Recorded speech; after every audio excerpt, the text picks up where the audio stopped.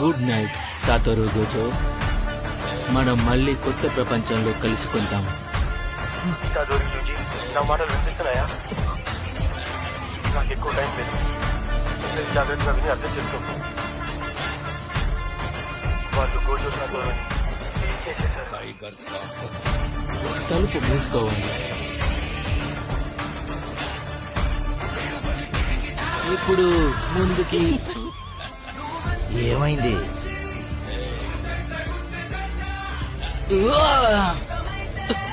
మనం తనని నమ్మాలి.